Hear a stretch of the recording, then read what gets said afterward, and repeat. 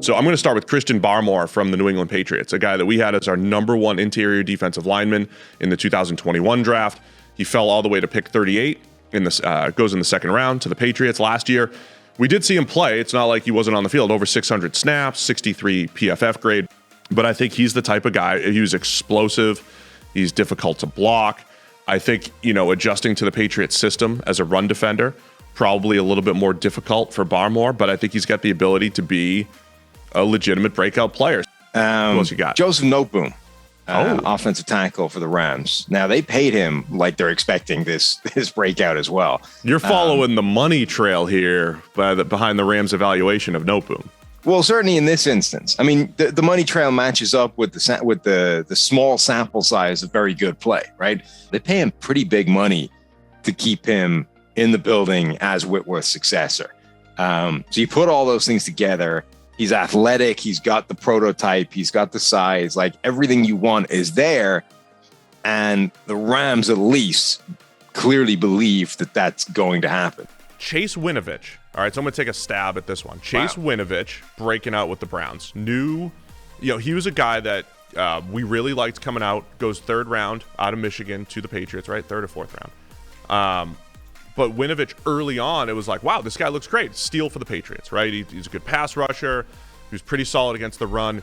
But there was a point where things got a little ugly in New England, right? He just wasn't fitting in. And with the Patriots, because they are so scheme specific every single week, sometimes you have a guy that maybe is a good pass rusher, but they want to drop into coverage. They want him to just, play the run, whatever it might be. WINOVICH didn't take to all of the many roles that the Patriots put him in, but I still think he can get after the quarterback. And I think the Browns are going to give him that opportunity. You've got Myles Garrett there. You got Clowney officially back yet with them.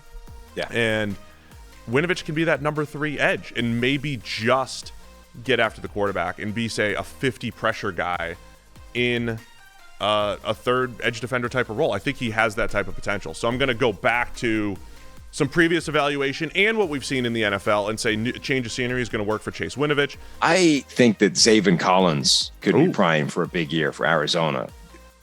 The Cardinals have had this run now where they've been taking these linebackers in the first round, Isaiah Simmons, ZAVEN Collins, and then they just don't play them as rookies, right?